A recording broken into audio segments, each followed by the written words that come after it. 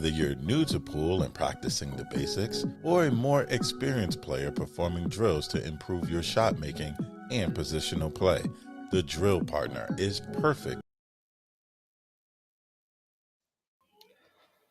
Well, I was gonna say it's about time you get back to work, but considering the wage you get, Mike, I'm not gonna say anything. So, how you doing, my man? It is about time we get back to work.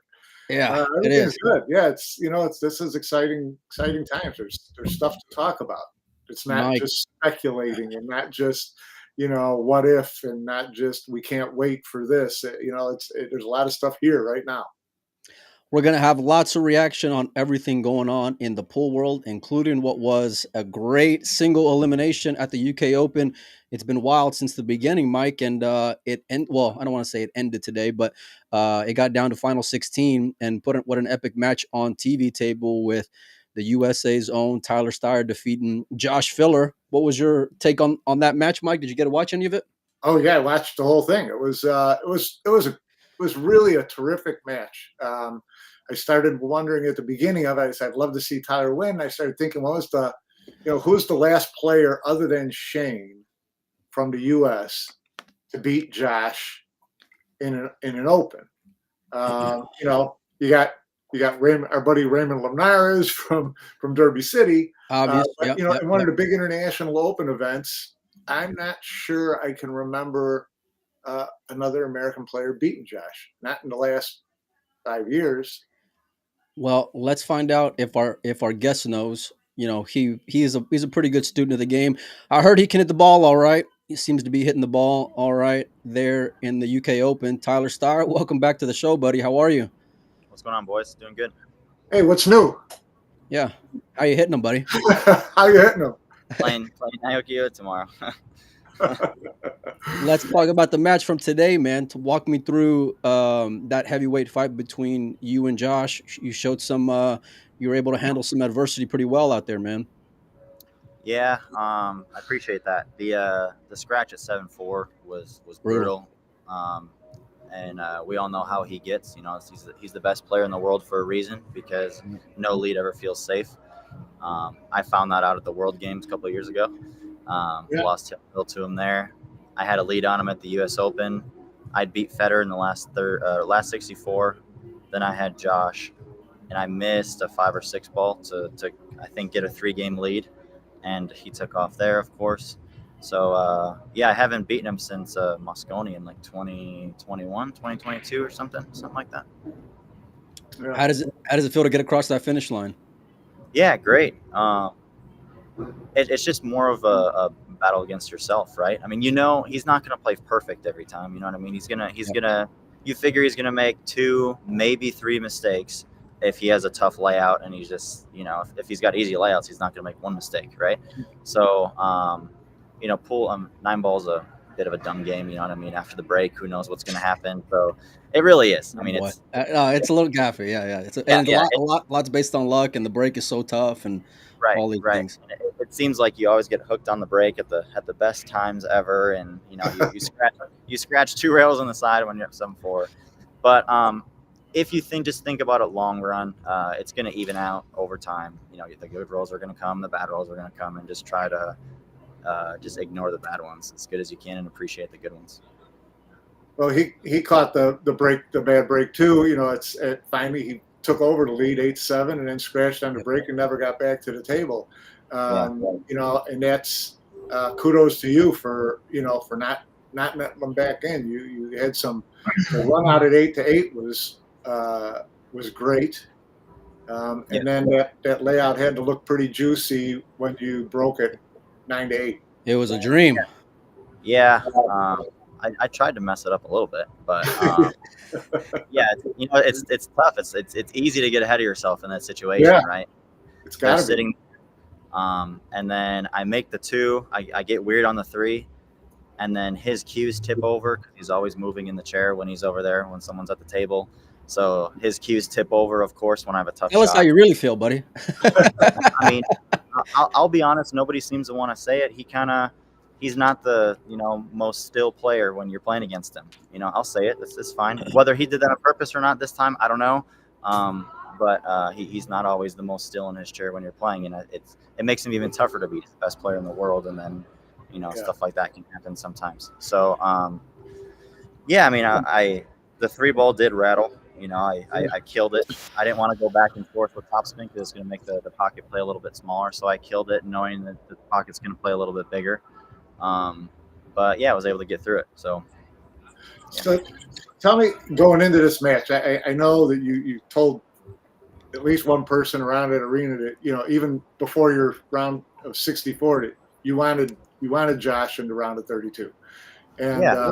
So this win, what percentage of it was for you? What percentage of it was to send a message to him and other players? And what percentage of it was with Mosconi Cup in your mind? I honestly don't. I really don't think about Mosconi that much. I'm rooming with Sam, so of course that's all Sam wants to talk about. And yeah, he's a little bit bummed out right now because he's trying to make the World Championships and get in the top 100. So Shane Tyree, see if we can get Sam a spot at the World Championships. Now that WPA and Matchroom are he deserves a spot. Kid's playing great. He does deserve a spot. He's working his ass off. And let's try to get him out there because I think he needed to get to last 16 to get 4,000 to break the top 100. So yeah, Sam and I have been talking a lot in the room. But to answer your question, I mean, growing up, you want to play the best players in the world on the biggest stage, and that's what tonight was. Obviously, it's not Mosconi Cup, but it's Sky Sports TV table Matchroom against the best player in the world. So of course I look forward to it. Obviously the draw is a little bit tough. I'm not gonna ignore that, but yeah, I love getting out there playing guys like Shane and Federer and Sky and Josh and they're the best players in the world. Yeah. Do you see any of that stuff online, Tyler, when draw comes out and Filler's stealing, he's got a cakewalk to final 16, and do you pay attention to any of that social media stuff at all? I if I'm at the airport and I'm bored and I'm scrolling through my phone, I might see some stupid stuff like that. But when I'm at a tournament, dude, I'm eating ribeyes and taking naps and getting ready for my matches and stuff like that, having a coffee. So I really don't. But I said this after my match. I've seen some people saying that I left Predator and to go to Mucci for the money, and anybody, you can buy anybody nowadays. So I went to Mucci for a very, very specific reason. I don't think they know how much of a stickler you are for your cues. Yeah, really. Anybody was saying stuff like that. I thought everybody knew that. I am one of the pickiest players for sure. So God bless Mucci for putting up with me for the last couple months. But I know if they can make me happy, that we're going to make the best cue in the world, and I'm very serious about that. So yeah, there were just people saying that I switched for the money, and I was like, you know what? All right, you'll see. You'll see. So yeah, big win. Usually, Tyler, you're real business focused and on to the next one, and it's not a big deal at this point in the tournament. But you seem to just mentally not be so much pressure. You were kind of red a little bit there early on, and I was like, you cut out there, Mike. Yes, get a little bit, get it further from your mic. I was going to say, we've seen you at points just handle pressure differently, but in this matchup, you seem to just weather it all pretty well. What's clicked for you mentally? You just have to put yourself out there, really. When I was younger, I did not deal with pressure very well at all. I think a lot of people know that. Couldn't play for money. Anytime the heart gets racing a little bit, I'd figure out a way to mess it up. And I think learning how to win is a skill, and I think so many people use that as an excuse. You either got it or you don't. You're born with it or you're not. It's crap. You gotta search. Some people can learn it faster, but you have to learn how to win. It's a skill. So any junior out there that's struggling, under pressure and stuff, keep putting yourself in those situations as much as you can, and just try to get used to it. You're never going to be comfortable, but you have to kind of get comfortable being uncomfortable, if that makes sense. So you're going to fail so many times if you're going to get to this level. So don't let it get you down, and just keep fighting. That's all I can tell them. Could you tell a difference in the way you were handling it toward the end of the match? I could. I wanted it so bad from the beginning. Yeah. It slipped a little bit when what do you win 4 in a row to go up 8-7? Yeah. As soon as he scratched, I was like, all right, let's go. I clicked. I was right back in that space again. So I got fortunate. Did he go off of a ball and scratch? Yeah. Yeah. Yeah, he got in. So I mean, he doesn't kick in. He goes up, 9-7. I might not get to the table again. So it's just But the same way we talk about these big guys closing gaps and always coming for you, you were that guy this time, handling adversity and never giving up. Those are things that we say about Shane, about Federer, about Filler, over and over and over again. And, you have every excuse in the book to go and dog it, I guess. But that was, to weather that and to finish it off, like Mike said, I mean, you scratched in the side, you run out that one and then run out again at 9-8. I mean, that's showing a lot about you, man, and your maturity and your game more than anything. Yeah, and trusted my gut. I don't think I played the right shot every time, but I played the shot that I saw first. And there's a lot of ways to run out. So sometimes, like, I looked at it, I was like, do this, and then I was like, but that's not, like, this is the right shot. And then I was like, I don't care, do it. That's the first shot you saw. That's the shot that your gut wants you to shoot. Shoot it.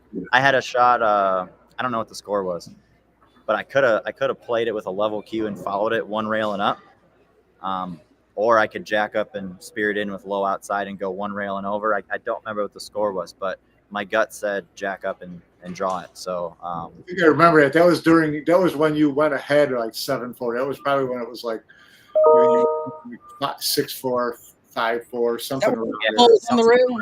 It was like a full table shot. Yeah, jacked up off the side of them. Yeah.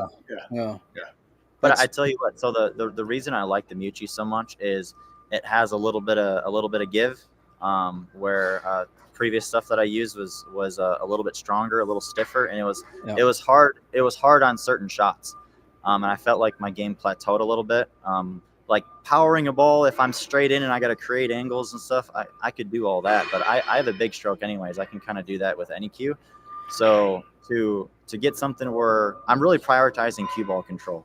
I feel like if my safeties get better and my cue ball gets as good as it was in that match, I'm going to be really tough to deal with. And like I said, I left in August last year, and it took me 6 months to figure out which company I was going to go to. I could have signed a big deal right before Moscone and made a payday and, done all that.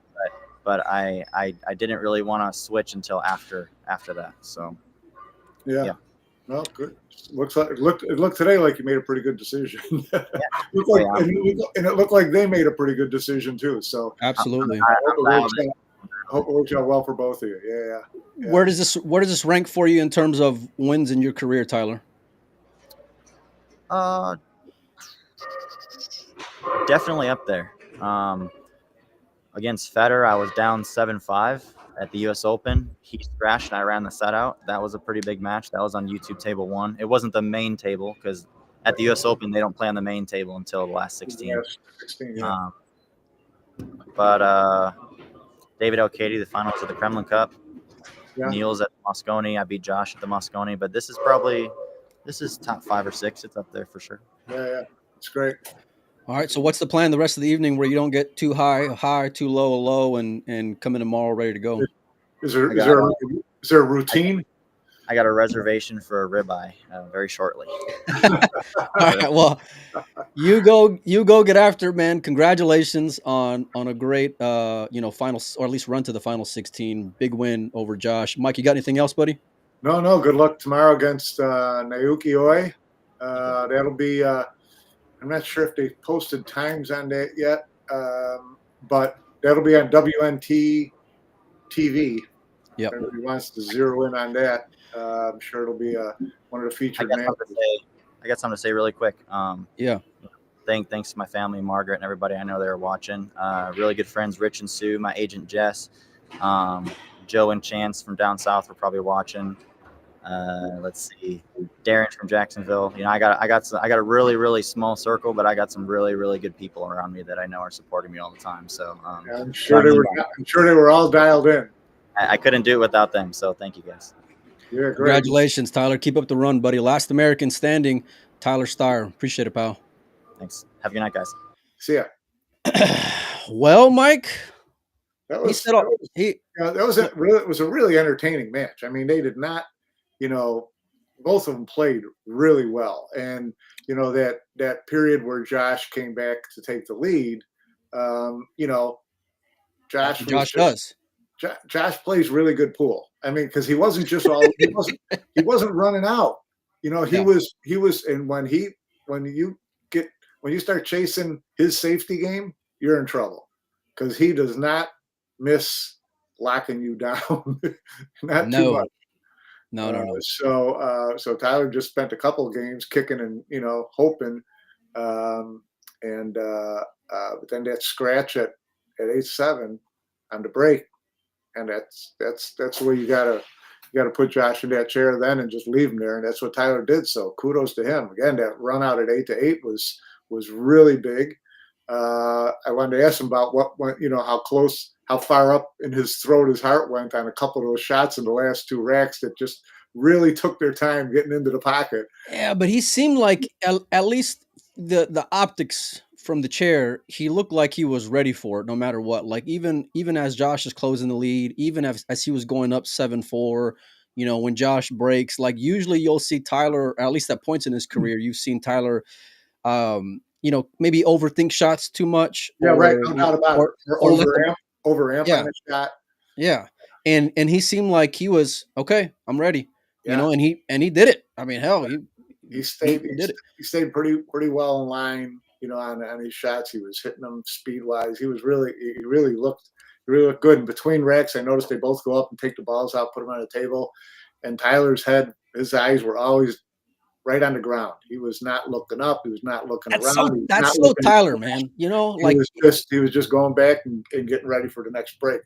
So yeah, it was really entertaining match. It was really fun to watch. It was to see a guy like Tyler take down Josh where they're both playing really well. That was pretty good television. yeah, I mean, you can't take anything away from him, like maybe saying, filler shit the bed or both Yeah, of them right. being terrible or whatever. Like Control, it wasn't whatever. I mean, yeah, the standard was great, by both players. Tyler to go up 7-4, the beginning of that match, how it was nip and tuck, 4-4, I think it was 2-2, things like that. It was like he just sat there, handled his business. And I've seen him like in points of his career, whether he's playing Mosconi Cup or playing whatever tournament, he'll be very stoic and just, trying to be as emotionless as possible. But I feel like sometimes maybe it's too thought through in that regard. yeah, Whereas this time it just seemed like, what, he was there, he was very much in the yeah. It's moment. natural. Yeah, Yeah, and he didn't press, unnecessarily or whatever. And there was a maturity there, and you kind of saw him take a step. But there's been like heartbreak leading up to it, and you heard him as much say that, whether it was the World Games or yeah, right. other, we heard last year, or not heard last year, but like he had that big loss against Shane whenever he was up deep in the tournament. Like he's been knocking on the door. Now this isn't like a major victory in terms of a tournament yet, but it's certainly going to build that confidence. And we saw it last year with Robbie Capito have big wins over Federer and Filler, and he parlayed that into a UK Open win. Uh, Can Tyler's Tyler never do the same? Tyler's never been short on confidence. It's just backing it up. It's Yeah. that's been a little bit short, and I think that this kind of um, he's got the ability. He's got a great game. And obviously we all know he's got a break that can compete with anybody. That can keep him in there against anybody. So he just needs a couple more wins like this to make it seem like more of a natural thing for him, where he starts to expect it of himself. I can't wait to see, how tomorrow's going to shape up for him. Like this was a huge win, no doubt about it for Tyler. Yeah, And you're on TV table against the defending, major Open champion in Josh. You know their history. It doesn't get any bigger than this, Mike, unless you're playing like in a semifinal or a final of a right, tournament. right. But right now there's already no safety net. The guy already took away the lead that you had. Tyler showed some balls in that match Yeah, and some he heart, did. man. You can't take that away from him. And so, I you know what, given the field, and when I saw the bracket yesterday, Mike, I thought there was two traps for Filler. Actually, every one of those rounds would have been a trap for him, in my opinion, because I think Can beat Josh, gave him his one loss during Derby City, if I remember right. So and obviously they know each other, both being from Right. Germany. If Tyler got through, which he was a favorite somewhat in that matchup in his first round, you can't, like, intangibles matter, and we know what kind of killer Josh is, but like Tyler believes. You know what I mean? Whether he had the game in the past to back it up or not, he believes, and now today anyway, he showed that he's got the game to more than back it up. And you knew going into the match against Joshua was personal for Tyler. I don't know. I mean, it might be for everybody who plays filler. I don't know. Who Josh played in the round. Maybe it was personal to him too. You know, he really was chomping at the bit to play him and got run over. Who knows? But for someone, Tyler, it's kind of a trap thing because you know that it's a personal thing to Tyler, and he was going to take it very seriously. So now you just you look at tomorrow and you're like, he's not getting to a ton of final 16, so you can't think that he's going to look ahead or that he's going to lose his edge now because he beat Josh and whatever. He's got got a big match tomorrow, but he's got Naoki Oi, who's been playing great this year, really well.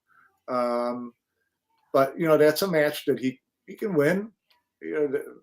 You come off a match against filler. I think you're supposed to win against Naoki. I thought Wojciech, if Wojciech got through, it was going to be a much tougher matchup for either player. Everybody would always worry about coming off a win over filler and having a letdown. No, regardless of what you tell yourself, the adrenaline just might not be the same as it was when you were playing filler. So how do you maintain that? How do you keep at that level? How do you not, let it affect you? Because if you look at the final 16, there's no Joshes in the final. I mean, there's Jason and there's Beato as far as the proven champions. Mickey, say that again. There's but outside of Hanoi, I mean, what am I missing here, Mike? What about Jason? Yeah, about Jay. You know what I mean? Carlos. You know how geared up. You know how geared up they get for him in the UK, and how he's geared up, and he certainly has the talent. Does he have the resume in the matchroom events? No, I think he's won one. But if you look at that final 16, and you had to say, who are the guys who are the, that the odds makers would put at the top of the list? Oh, for sure, Carlo and Jay. Yeah. Right. And listen, not for nothing, but Jason's big game pedigree is pretty stout. That's why he's a Mosconi Cup captain. That's why he thrives into that environment.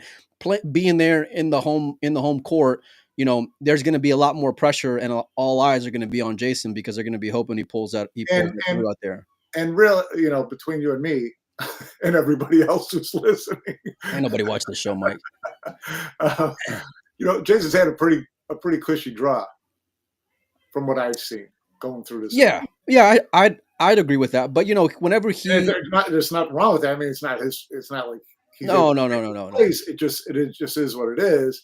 But you haven't seen anywhere like, ooh, this is going to be a real tester for him. No, I think whenever I saw the draw, I'm thinking Jason, better get his ass to tomorrow because that's the expectation considering that draw and who he is. You know what I mean? Like because he is an A1 player. Even though like in matchroom majors we haven't seen the best results for him over the years. But I mean, we know, listen, when he comes off of a big straight pull run and he gets in gear, like he doesn't get in gear like Shane and Federer maybe in terms of playing a big gambling match. But Jason, like if he's hitting the ball, look out because when his confidence, his break can be pretty spot on. The moment doesn't get too big for him. It's always been like, and Jason will tell you as much, like he's gotten the shit into draws plenty of times in tournaments, wherever he's matching up with like a Josh in around a 32 or Leon in around a 16 or a Copigny or whatever. But now I agree with you. I think you got to go and handle your business tomorrow if you're Jay for sure. I would love to see that matchup, but it's not without like landmines in there, no doubt. But before we transition out on Tyler, I just want to say like whenever you text me as we were getting ready for the show, because I told Mike, I said, let's come on after the round of 32 finishes. Yeah. And then I'm getting ready and I see his text and he's like, we're going to get Tyler on. And I was like, man. And I love Tyler. The one thing I love about him is that he's very like, he doesn't give you any excuses. He doesn't want to be crowned too prematurely, but he also like takes onus and responsibility on whether it's accomplishments or letdowns or whatever. And I was thinking we were going to get this same old, like, oh, it's just another match. Like, give me all these cliches of, on to the next one. But I like that he was able to embrace it. He was able enjoy that moment because that is a pretty big win. At the same time, knowing how focused he is and how business oriented that kid is, I'm excited to see how he's going to parlay that tomorrow, Mike, because that you got to go and handle Naoki Oi, even though he's been pretty consistent lately. I got to say, I like Tyler in that matchup in the round of 16, Mike. Well, I think that he will settle himself down tonight and say, that was great. That's a big win for me. But now I'm in the final 16. I'm in a position to do something special, right? Yeah.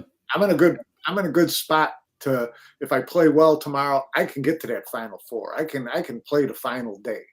That would be huge. So I think that, you never know once the match starts, what's going to happen, who's going to be on, who's going to be off, who's going to just, how the ball's going to roll. But I think mentally he'll be ready going into tomorrow to say, this is an opportunity to, last American standing, reach the final four, something like that would be a huge accomplishment for him.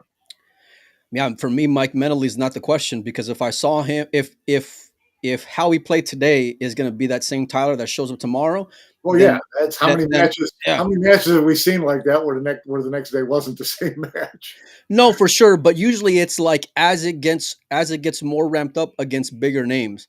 It doesn't get any bigger of a name in single elimination against Josh Filler on a TV table of the second major of the year, Mike. You know what I mean? Like, and listen, he's coming off of an invitation to PLP where he's getting in TV table stroke. He's getting more opportunity, but more importantly, he's making the best of it. And he showed that today, and you can't take anything away from that because it wasn't anything where Josh handed it to him by any means.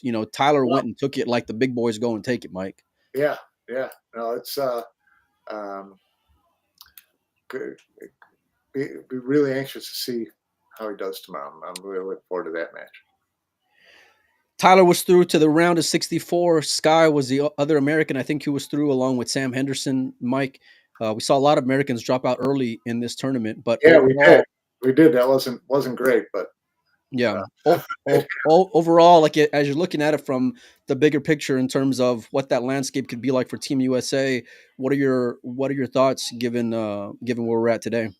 Still a long way to go. Obviously, I mean, you got that we know of. You've got U.S. Open, Florida Open, Hanoi. A lot of opportunity for these for the American players. Yeah, there's still a long way to go on Team USA. I think Tyler, this is if he can get to that final 8, final 4, big step in the right direction for him, because I think it's going to be really going to be tight this year on wildcard picks. Well, at the end of the year, wins like this are how we start like tallying. You know what I mean? Right. Who's where? No, it's a big feather in your cap. Oh, without a doubt it is. And so that's going to serve him really well come the end of the year.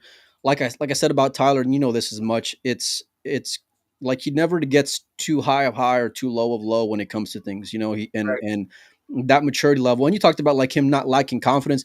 I think it's just like this belief that he has in his game, and whether or not it shows up at the end of a tournament is one thing, but you see steps, Mike. You know what I mean? Coming up short against Shane, whenever you had a lead, and you talked about the World Games, him being in that position and being ahead of Josh, all these things like he remembers. But I've been a firm believer, and I listen to like a lot of like whether it's affirmations or positive things with athletes and things like that.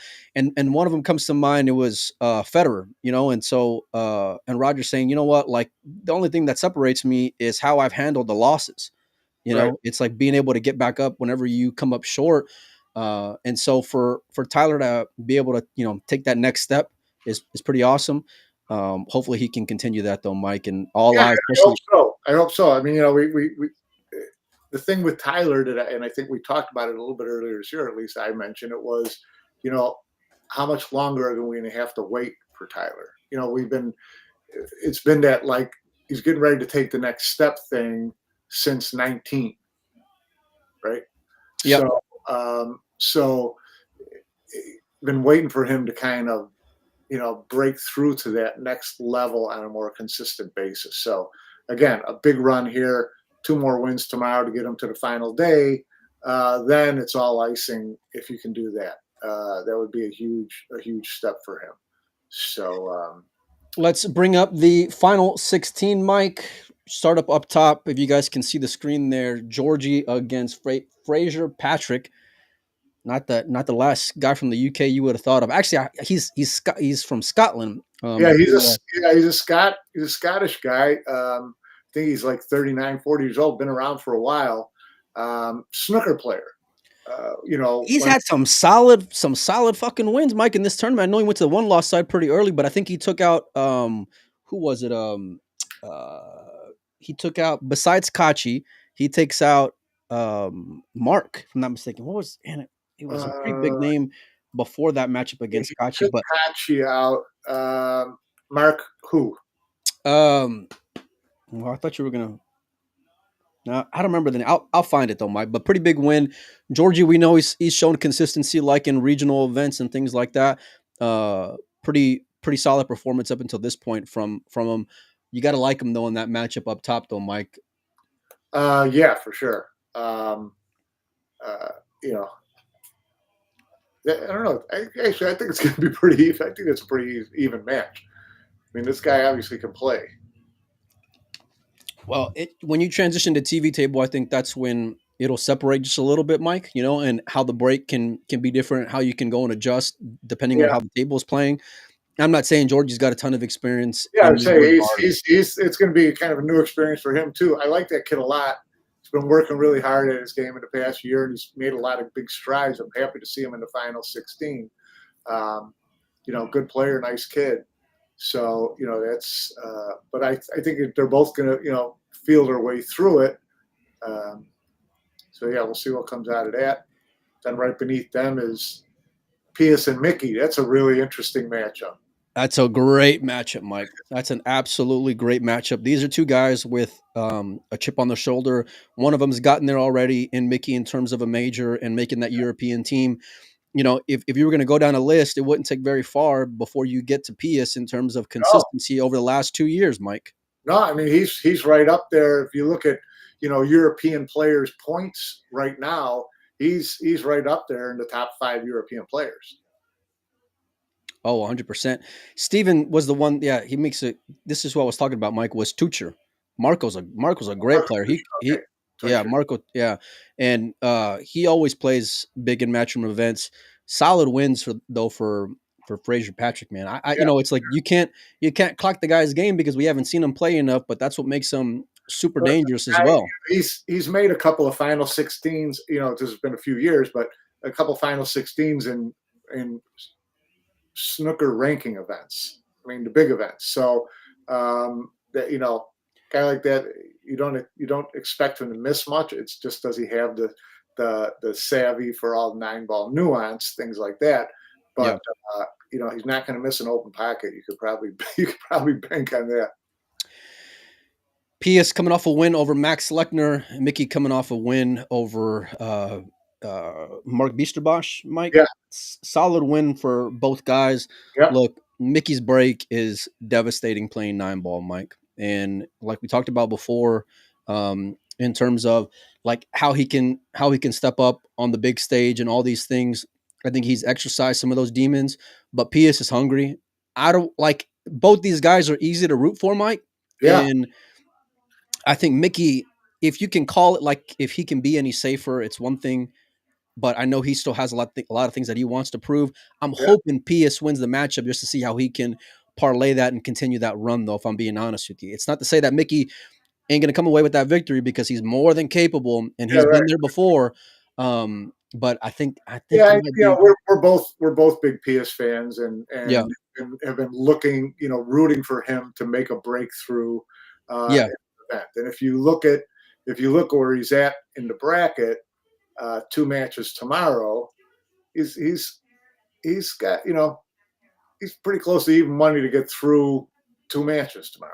I mean, well, for sure. I like the winner of that matchup to win the following one. No disrespect to the guys up top, but but every time we say this at one of these tournaments, who wins?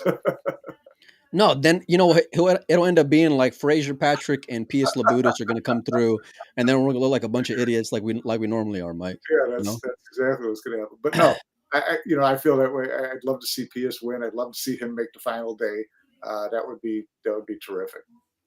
Jason Shaw against Ticon Mike, one of the pride left of the Vietnamese. Yeah, there's Coming three off, Vietnamese players in the final 16. well, two of them are facing each other, and we'll get to those guys here a little bit later on. Yeah, Uh, right. That's too bad. That's too I bad. well, I love it in terms of having 3 and 16 is solid because that market needs to have bigger guys go and step up to go and help continue to ride that wave that they have out there in Vietnam, Mike. Yeah, They announced the Hanoi Open again, going right. to happen in October, which I'm excited about. I'm going to be there again, Mike. I can't wait to go back to Vietnam. But I'm I'm are you going to go? I'm, I'm close. No. Come on, Mike. We gotta like you're Tyler right now, and it's 9-8. We got to get you across the finish line, buddy. You know, we got we got to get you over to Vietnam. It's a great experience, Mike. I can't wait to go back. Jason, though, if you're in this spot, I'd say you got to go and handle your business here, Mike. And I know Yeah, it's a tough matchup, and he's coming off of that match with Federer, so you can tell he's in gear. But man, I gotta really like Jason in this round of 16, Mike. If I'm being honest with you. yeah. I mean, like I said, he's been in a pretty good spot. Last couple rounds, I think where he's pretty comfortable match wise. So we'll see. He's got figure him to be the favorite in this, but um, these are those guys that can jump up and bite you. Yeah, I mean, look, you got to be able to handle those expectations as well, and Jason knows, how more eyes are going to continue to be on him as this tournament progresses, because he's box office, he's the pride of Matchroom, he's the Yeah, pride of this tournament, the junior events named after him. And like you mentioned, he was in a pretty good spot. I think he still is, at least in this round, a good spot, but that round right below, I mean, that matchup right below, Mike, I think it's a huge trap. trap. Jonas is unreal right now. Snagaki's coming off a big win as well. You got to like Jonas, though, as the flavor of the week, Mike. Do you think this kid's going to slow down any tomorrow? I wouldn't count on it. I mean, yeah, he's playing confident. He's playing loose. He's playing really well. We know he's got talent. So, when we talked before this event started, I think he was one of the names that we picked, to come through here based on how, who was guys who were coming in riding a good form. It was him. It was Mickey. Um, you know, guys like Victor. So, these guys they've got a shot for the reason that they're playing. They've been playing really well, more than just this tournament. On one hand, Mike will say, all bets are off in major tournaments because it can be pretty wacky at times and, very unpredictable. And then on the other hand, you can talk about like certain recipes that you got to have together in order to give yourself the best chance. And Jonas has all those things. But with that, Mike, comes expectations. And he's an unproven commodity in terms of that European landscape and where he's going to go and rank in there. I think given the expectations, he certainly has lived up to it, but Yeah, the job is far from done. He's in a really good spot here to continue his run. Those first 2 matchups were brutal, Mike. Him beating Mario is a solid win. yeah, Snagaki coming off a win over Maciel. I right. I would have probably picked the other 2 guys, Mike. If I'm being honest with you, I would have probably picked Mario He and Daniel Maciel to come through that round of 32. Right. But kudos to Jonas and Snagaki. They showed their worth. But with Jonas, like I said, it's different because he's got a really good opportunity to make a move here in this He does. tournament, Mike, and to like pad his resume for the rest of the year with a couple of good wins tomorrow. Yeah, no, he's in a good spot, and I like his game. He's really fun to watch. He's a solid player, so we'll see what happens there. You're gonna have to earn it though, Mike, if you're Jonas, but he's the guy that I really want to see how he's going to perform, especially coming up top. It's not going to get any easier for him if you were to continue it. But I tell you what, like if things end up the way that it might, let's say he beats Nagaki, and then you got a TV table matchup in the round of 8 against Jason Shaw. These are the type of wins, Mike, that can start making you arguments for if you're on the fringe looking in, or if you're looking at a guy who steals a third place on Team Europe and how you can justify how he'll handle big pressure Right. situations. Yeah. So but he's earned it, and especially considering the fact that in this tournament, more than anything, Mike, we talked about guys with expectations and guys who can make moves.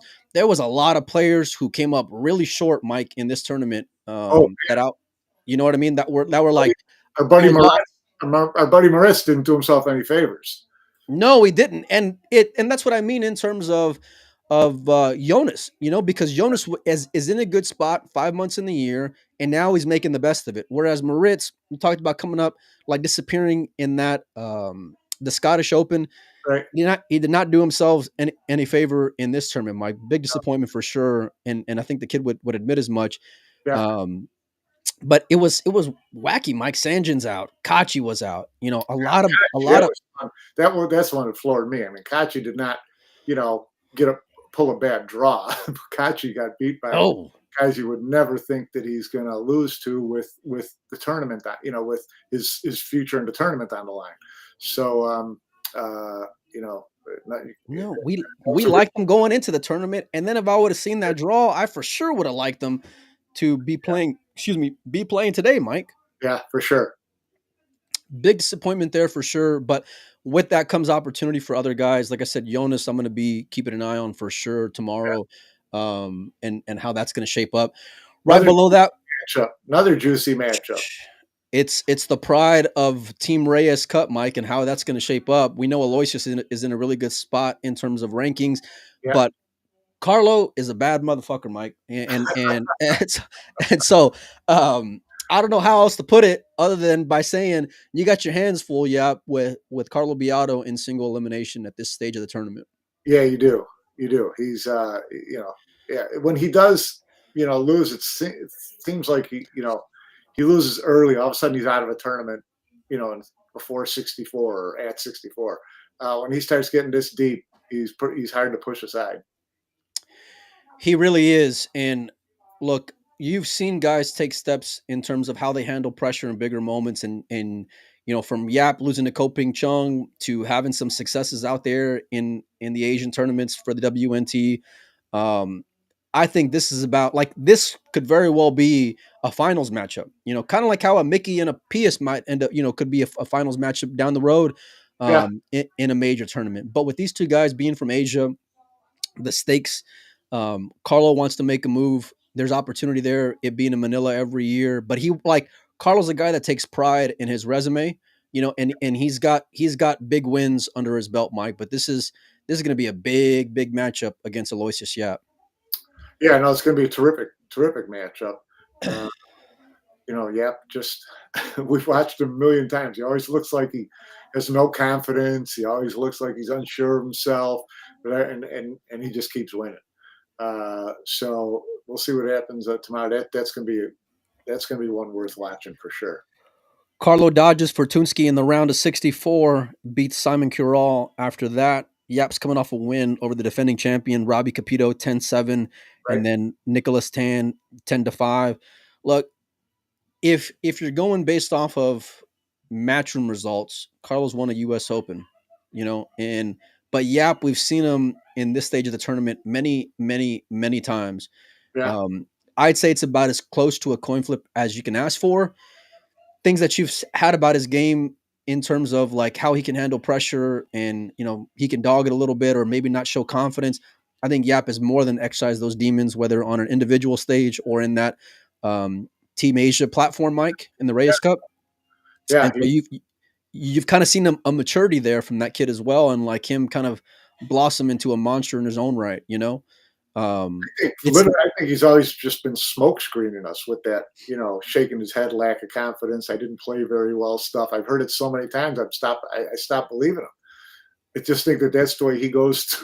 That's the way his mentality goes through a match. Yeah. Well, I love the disposition, and he makes it so much easier to root for. Whenever he's like that. I remember that whenever he came up short against Ko Ping Chung, when he ran out the set basically and made every shot, and going up to him, and I've told this story plenty of times, when I went up to Yap after the match, and I said, "How many balls did you end up making?" And he laughed and he says, "Well, I made 9 before the match started," meaning like the warm up rack. You know what I mean? Practice rack, yeah. Yeah, and so, but that's who he is. Carlo's a monster. Carlo's in that same category though as a filler, as a Shane, as a Feder. And so this is where it's going to become two big boys battling it out. It's not going to get any easier, Mike, because you got two guys from Vietnam and Pham and Huang right below there. And Yeah. I think whoever comes through is going to be fighting with a lot of veracity, Mike, to get through to that semifinal, because there's a lot at stake for these boys being from Vietnam. It is. And I think, I hate that they're playing each other, but I like that it assures us that there's going to at least be one Vietnamese player in the final 8. Yeah. So, whoever wins that match, you have a lot of people cheering for them to reach that final day. I agree with you. This is exciting for a number of different reasons, Mike. And, you can make an argument where I want to see Wong, and him get more of a comfortable spot as the rankings go on throughout the year. But then, like I mentioned before, I like seeing other guys kind of, get comfortable out there on the big stage, especially being from Vietnam. I think Matchroom absolutely loves it, Mike. Given the market, Yeah, them playing each other tomorrow, will draw a zillion viewers just itself. Through the roof, Mike. Yeah. Right below that, we talked about guys who have expectations and, wanting to prove a point. Alexa Pachel against Victor Zelinsky. Victor dodges Niels Fyan at a epic hill matchup in this tournament, Mike. And I think Alexa's coming off of a win against Claudio Cacci, who we're both super high on. Yeah. How do you peg that matchup, Mike? It depends on what Victor shows up. I on paper I like Victor, but we've seen Victor get in these spots, and all of a sudden his game just kind of disappears. He put a major hurting on Imran today, so hopefully he carries that through tomorrow. We're both big fans of his. Would love to see him play on the final day as well. So I like Alexa a lot. He's got a really solid game, but personally, I'll be pulling for Victor here. Let me know who you guys think is going to be in the finals in the chat. Anybody who guesses it right that I can go back and verify, we'll send you a nice little care package. I got a bunch of stuff that we can ship out to you. Pick the final, and I'm going to put you to that test here in a little bit, Mike. Look, this matchup for me is really interesting because this has been like the story of the tournament. Are guys who kind of like exercise demons and who have expectations and living up to them. Right. Tyler comes to mind and living up to expectations and making the best of a tough opportunity. Jonas as well. You can make an argument for Georgie, even Mickey and Pius, Mike. Right. But we haven't seen Alexa since that semifinal 2 years ago at the U.S. Open. And Victor, we know what kind of expectations are on him. They've been on him for the last, 3 years now, Mike? Maybe 2.5 years, something like that. He looked different, though. Just like Tyler looked different against Filler, Victor looked different against Niels. He had that same, quiet confidence about him. He didn't get too emotional whenever, he was struggling because there were points in that matchup whenever, the tide did not go his way. But it was how he was handling himself in the chair, and as the adversity was showing its face against Victor is what really got me inspired and thinking that this might be his time to make a good run, Mike. I hope so. I mean, I hope you're right. I'd love to see him, like I said, reach that final day would be a good match. Jojo says Oy is going to be in the final. He's going to have his hands full there. That's for sure against that matchup against Tyler Steyer. Who do you like coming through there at the bottom, Mike? Who do I like? It's really good. I mean, this is a wide open final 16, really. Okay, I tell you what. You're going to pick Carlo because you're going to go chalk. No, hold on. Wait, time out. I want to stop you right there. Let's start up top, and then give me who you think is going to be in the final 8, or no, in the final 4 up top, Mike, and then we'll finish up at the bottom. 4 out of the top. So 2 out of the top, 2 out of the bottom. Right. Yeah. That's usually how the final 4 works, Mike. Well, 4 out of the top 8. I'm going to say Jonas. Okay. And Mickey. Wait, say that again. Jonas and Mickey. Yep. Okay. On the bottom, I'm going to say Victor and Duong. Wow, Victor and Duong. I hope so, man. For the sake of Vietnam and the Vietnamese fans, I'm hoping it is going to be Huang. He's coming off a big win himself, Mike, over AJ Manis, which is pretty blockbuster and Yeah. expectations on both sides. And so, and Huang got lucky, I think, in this tournament to get through at an earlier round. And so we'll see how he can parlay that. Victor and Huang, that's a pretty. I say that's pretty out there, Mike. Up top, up top. I think like my Who picks Shane every time, you're Mr. Shane and Federer every single time, literally every single tournament. Look, Mike, up top, I'm gonna give you like two answers here, and it's gonna be my head and my heart. Okay, so Now, my now, if either your head or your heart wins, you're gonna act like you're a genius. no. I'm not gonna hedge here. I'm gonna settle on one, but I just wanna give a little bit of background here. So my head is with you. Like if I think about all the guys who have been consistent and who've been playing so well, and how that's gonna carry them through, it's Mickey and Jonas. Mickey and Jonas have been proven commodities in regionals, and in Mickey's case, in a major, in the biggest stages, like I mentioned before. I'd love to see those two guys out there. That's what my head's telling me that it should be. My heart, though, and the wackiness of sports and how the tournament's going to shape up is that I'm hoping it's a Pius and a Jason matchup. I think either way it comes through, that matchup between Pius and Mickey, if I'm being honest with you, because I think both those guys are going to be tough on the tail end of this tournament. Both coming off of really good wins. If it's Jonas and Mickey coming out of there, you could be looking at what the future of Team Europe looks like for some years to come. 100%. 100%, and it's going to put a lot of veterans on their heels if a kid like Jonas goes and gets pretty comfortable. They all know these guys are nipping at their heels now. There's a lot of tough Spaniards, though, Mike. We saw a lot of them in this tournament. Yeah, sticking with the same guys making Team Europe until they're 45. I think those days are gone. Well, we said that before, and then it's like every year it's the same proven vets who are still there, and they're earning it, Mike. They're not even there like on a wild card. David's earning his spot on there 20 years later. It's gonna be a little tougher this year. I mean, you look at someone like Fran missing one or two majors. That's a lot of ground to make up.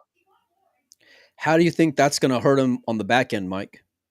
We'll find out. But yeah, I mean, that's a lot of ground to make up. You're going to have to go and snap one off or finish deep in two or three if you want to make up that kind of ground. I hope for the sake of the chaos of it all that Jonas does pull through and make a lot of guys uncomfortable, because he's in a position where, with a solid tournament in the UK, in a major tournament and the prize funds and all that, this could really boost them up. All eyes are going to be on him. I think it comes through. I think it will be Mickey and Jonas, though, Mike. If I'm picking just in the overall, but down below, look, you're not going to make a living agreeing with me, buddy. Lord, don't I know it? Look, down below, I can go like 8 different ways, Mike. Yeah, you sure can. Like you can literally make an argument so many different routes with either of these guys. What my head and my heart is telling me is that Victor's going to come through on the bottom. I'll start there. I think that he's like Tyler, and I hope it is him and Tyler in the round of 8, because that's going to be a good matchup with guys with a big chip on their shoulder and a lot to prove. Yeah. And with Victor, it's more of just living up to those expectations. Tyler would be in a little bit more comfortable spot, playing for a spot on Team USA, although now his eyes are going to be on a major. I think, like I said, it will be Victor, but up top, Mike, Yap and Carlo, flip the coin. Huang and Nam, flip a coin. Yeah. I think it's going to be Yap, just because he's been so consistent lately. It's hard to bet against them. No, that's a solid pick. Yeah. But then again, it's like, well, it's Carlo, Mike. I mean, it's fucking Carlo Beato there. Like, what are you going to do? It's opportunity for a lot of guys. It's spots to go and make yourself more comfortable, whether you got something to prove or this is your territory already in terms of veterans. This is how you start getting yourself on all those Matchroom posters for the rest of the year when they start announcing. Yeah, for sure, Mike. I mean, look, whenever Tyler gets announced for PLP, I thought it was going to be Billy when I first saw their little teaser. Tyler gets picked for it, okay, and then now he's parlaying that in a big win. over filler. You know what I mean? Jonas, you win some regionals. You parlay that with consistency in the UK. Like you go and take it, Mike, and that's what those big boys do. And we talked about that before. Is that you take it based off of big wins, and man, these guys are in really good spots here, Mike. Yeah. Well, Mike, you guys can check out all the action at WNT.tv. I've been paying that one, and I've been sweating like 2 or 3 matches at a time, Mike. It's been great, you know. It is great. I mean, it is great. I do too. I open up like 2 or 3 windows and just start spreading them all over my screen. Yeah. So yeah, no, it's WNT TV. It is a good deal. It's a good gig. Who's winning the UK Open, Mike? I'm sorry. Who's winning the UK Open? Who's winning the UK Open? I'll pick someone I didn't pick for the Final Four. Oh, here we go. So you're gonna have like 4 players plus an extra one. All right. Who's winning the US? Who's winning the UK Open? Shit, I don't know. I really. I'll take a flyer and go Jonas. It's a pretty good pick, Mike. It's a pretty good pick. I was gonna go that route too, if I'm being honest with you. I'm going, although I'm gonna end up going with the guy right below him though, in Yap. I think either way, that matchup in the final 16 is the more premier one. In terms of heavyweights, and it's kind of brutal, especially considering the draw that both these guys are in that spot at this point. Right. But you look at the rest of the field and you're like, wait a second, why isn't this later? Yeah, because if they were in different spots, you know who you would end up picking them to get through the Final Four. You know. Yeah, for sure. You want to say hi? Wave. There you go. Say hi to Uncle Mike. Yeah, I'm going with the app, Mike, but literally out of every guy who's left here, I mean, you can probably make an argument for a solid 6 or 7 of them at least. Yeah, 5 or 6 for sure. You know? Yeah. Fraser Patrick's probably not on your list. Listen, I've seen wackier things go and happen in sports, Mike, and especially in pool, you know? And if you're coming off of momentum from winning big matches, listen, beating Tucher and Uski and Kachi, those are solid Europeans, Mike. And no disrespect to Georgie, but if I'm thinking Fraser Patrick can get through against Kachi, I would take a couple games and take him against Georgie, you know? Yeah.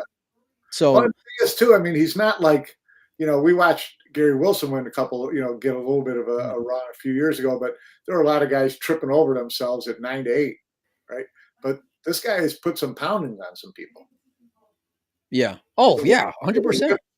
He hasn't limped through some of these, a lot of these matches by winning, 9-8 with the other guy scratching on the break in the final rack or anything like that. He's played solid pool, clearly. Of course, yeah, and that's how you get yourself in this position. But now it's like you're going to be on TV table. You're going to be on. All eyes are going to be on you. You know what I'm saying? And now there's expectations where you're not free rolling. You know, and I don't. Listen, he's not threatening Mosconi Cup yet. But if he were to go and win a couple matches, threatening Mosconi Cup. Yeah, but you know what I'm saying? Like, listen, if this guy goes and gets in a semifinal, man, we're going to be talking about. We're going to be getting him on the show, Mike. Jason's got to do some worrying because they're not going to put 2 Scots on the same team. Listen, you ain't taking Jason's spot, buddy. You got to go and win a couple majors before then. That guy's too box office to go and just a win over Georgia ain't going to go and cut it. Not yet, anyway, Mike. Look, it's been a pretty great tournament to this point, Mike. There was some other news, and now we're already an hour through the show, and we haven't even talked about the news over the last couple of years that finally came to a head, which we've talked about in the WPA and Matchroom, Mike. Right. We've got to set some time aside for that because there's a lot of moving parts in that. I mean, the announcement. I tried to do a little bit of analysis of what was behind some of the, what's in the announcement that people weren't talking about, or what people should be wondering about. So there's a lot to that agreement that I think we can get into. We could probably spend a little more time in a different show for that. Well, I love the teasers, so it's a lot to talk about. Just, we could talk about it now, if you want to take another 20, 25 minutes, but I think it's that type of conversation at this point. I mean, the short story is, they've agreed to allow Matchroom's events to be ratified, so which is a soft sanction type of thing. So when you look at it from the standpoint of the big events, everything's just okay. We everybody can just play. It gets a little bit fuzzier when you get into regional events. It gets a little fuzzier when you look at the points for WPA and points for Matchroom, and it's a little fuzzier when you get into the World Pool Championship and things like that. So there's a lot more pieces to the puzzle that are worth talking about.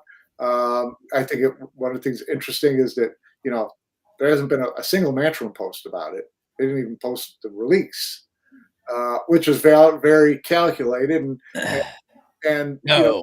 I think it's kind of two-sided. I think one is we're not going to draw any focus away from what we've worked our ass off on for this whole week, which is the UK Open, right? Yeah. We're not gonna. The other thing we're doing, if we're going to do anything off the UK Open this week, it's going to be sell Mosconi Cup tickets. So keep Yeah. the focus on what you're doing. I think they're also trying to send the message, or at least give the impression that, hey, this is it's great, but we were business as usual regardless. We were going ahead with our stuff regardless. It's great that everybody can play, and now we're still just going ahead with our stuff. And Look, and that makes sense to me from a business standpoint, from a marketing standpoint. I don't think it's the way I view it, but we'll discuss that too. well, that's the line that they've taken in the sand consistently, if nothing else, and so I one thing that's telling, and sometimes that silence can be pretty loud as well. And I guarantee you that press release that did not. Don't say radio silence, Mike. No. That's not what I'm going to say. I'll say that one for the real show whenever we talked about this. But what I will say is that them not having a response just shows that they're co-signing that and they're agreeing to that and that all is well. And Emily's been on a couple of different. She was on the WPA post as well, commenting on there. So they've made peace for now, which is great, and a lot of optimism. It opens things up, Mike, because last year during the World Pool Championship, we saw a guy like Wojciech have a good run, but he wasn't, a WNT pro, so he couldn't really be threatening Mosconi Cup. Look, this opens everything up to anybody now, and it really changes the whole landscape as to the tournament that we look forward to at the end of that year, which is the Mosconi Cup, which is the Reyes Cup, and things like that. So there's a lot of different roads that we can go down here. At the end of the day, I'm really happy they finally came to an agreement, because I love seeing all the best players go and compete, Mike. It needed to be done, and I'm glad that they took a different approach to it this time and just kept working it out until it got done. No one grabbed their ball and went home in the middle of the negotiations or discussions like they had several times in the past. So, and there's a reason for that. So. Well, no, I mean, I've got opinions on what the reasons are for that. We'll save it for another show. Are you going to be around tomorrow, Mike, at all by chance? I will be here. Yeah, I will be here for part of the day tomorrow. Probably about the same time tomorrow. All right, let's do a show and we'll talk about the UK Open. We'll save the WPA show for at least following up on that for another one. I want to try to get as much done in the next few days as we can, Mike, because I'm going to try to do a Buffaloes preview show. I'm heading out of town next week as well. So a lot of moving parts for sure. You guys can check out all the action at WNT.tv. There's no short of storylines, that's for sure, when it comes to the UK Open. I mean, there's a lot of people who could be in the Final Four that we've never really talked about before. But that's how it was last year, though, Mike, wasn't it? There was like a real surprising mix of the Final Four players in last year's UK Robbie, Open. It was Fortunsky, right? It was Fortunsky. It was what was Mickey in the Final Four? No. I want to say it was another Polish player too. I can't recall, but like you said, I'm gonna be looking forward to seeing how it's gonna shape up over the next 24 hours for sure. So big shout out to all of our sponsors. We could not do the show without them. Mike, thanks as always for coming on. We'll try to get more reaction and coverage of the UK Open and all things pool in the next few days. I'm going to be going live every single day, so make sure and keep your notifications on, and we'll see you